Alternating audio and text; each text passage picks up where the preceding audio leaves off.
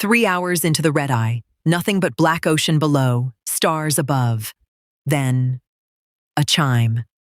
The autopilot master light blinks off. Suddenly, your hand flying 300 tons of metal at 39,000 feet. Your hands find the yoke. The aircraft is stable, for now. But one question cuts through the darkness. Is this a routine sensor hiccup that happens twice a year, or the first symptom of something catastrophic unfolding? You can't simply hit the button again. First, you must diagnose the reason for the dropout. Re-engaging without understanding could mask a critical failure that jeopardizes safety. To understand what you've just lost, rewind 8 hours. Autopilot was the invisible co-pilot, holding altitude within 50 feet, tracking waypoints across thousands of miles, adjusting speed as fuel burns off and the aircraft climbs. Over the Pacific's 63 million square miles, that automation isn't luxury, it's necessity.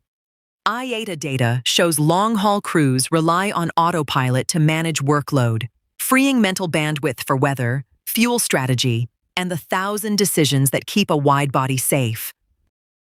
The loss of autopilot alters everything. One chime, one flicker on the flight mode annunciator, and you're suddenly hand-flying 300 tons of aluminum and fuel, through darkness, with no visual horizon. So what makes an autopilot simply quit? The triggers span a spectrum from mundane to menacing. A sensor disagreement, 2 instruments reading different airspeeds, can force an instant disconnect, the system refusing to trust conflicting data. But that's just one culprit.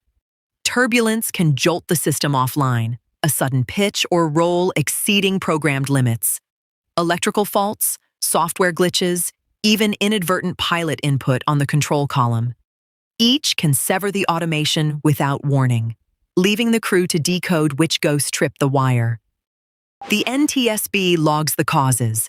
Turbulence and sensor faults dominate, but electrical issues and pilot input each claim a share.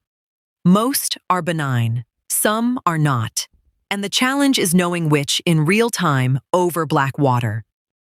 Here's the catch. The autopilot doesn't explain its dropout.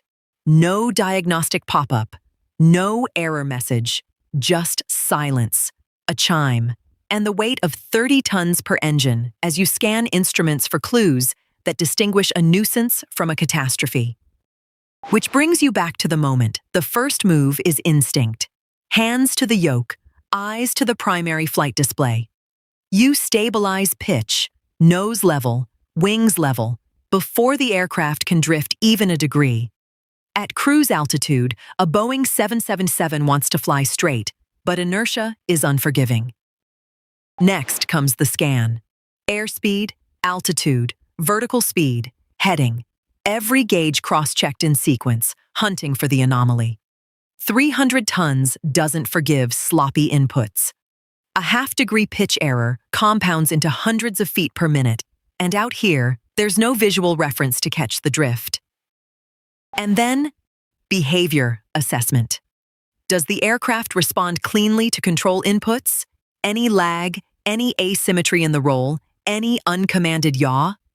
You're not just flying now, you're listening to the machine, feeling for the whisper that says this dropout is more than a glitch. So the instinct is simple. Flip the switch, re-engage, get back to cruise. But that instinct can kill you. Because if a hidden fault caused the dropout, reconnecting automation might command the aircraft into a configuration it can no longer safely hold. That's why the FAA is explicit. Manual control comes first. Stabilize the aircraft, diagnose the cause, verify all systems respond normally. Only then, if the fault is understood and resolved, does re-engagement become an option. Anything else is gambling with 300 lives. Which means for the next stretch, minutes, maybe hours, you are the autopilot. 300 tons of momentum balanced on scan technique and muscle memory while you hunt for the ghost in the machine. So the detective work begins. First stop, the flight control page, a digital schematic mapping hydraulics, actuators, spoilers. You scan for amber cautions, red warnings, any whisper that a control surface has degraded or a hydraulic system is bleeding pressure. Next, secondary warnings. Did an airspeed disagree message flash before the dropout? A pitch trim runaway. The clues rarely shout. They whisper in the margins of 100 readouts, and you must connect dots while holding altitude within 50 feet, manually, in turbulence. Then comes the test. A gentle control input. Roll left, roll right. Feeling for sluggishness, asymmetry, anything that suggests the aircraft isn't responding as it should. This is the moment nuisance separates from danger. Instinct sharpened by 10,000 hours, distinguishing ghost from threat. But here's the design truth underneath all this. Boeing engineered the 777 to remain flyable, fully, precisely flyable, without a single line of automation code running. Mechanical linkages, hydraulic backups, direct control laws. The aircraft obeys human input even when every computer goes dark. 3 independent hydraulic systems, each capable of moving every flight surface. If one fails, the others compensate. If all 3 degrade, mechanical reversion cables still connect yoke to elevator. Crude, heavy, but flyable. The machine was never meant to need the autopilot to survive. This returns to the initial question: routine glitch or catastrophic symptom? The answer is clear. Pilots train for these dropouts because the aircraft is designed to empower them in any situation. Automation enhances capability, but it does not replace the pilot. And that's where the design philosophy lands. Automation is powerful, but the final authority, always, is human judgment. ESA and FAA mandate recurrent hand-flying drills precisely for this moment, so muscle memory outlasts the surprise.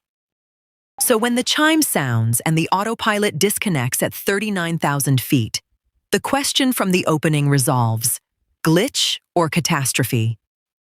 The answer is, it doesn't matter. You are trained for both scenarios, and the aircraft is built to survive either. Understanding these systems, the backups, protocols, and calm precision under pressure enhances your appreciation for the safety of modern aviation. This is the story behind the silence at cruise, and why 300 souls can sleep soundly while you navigate through the dark.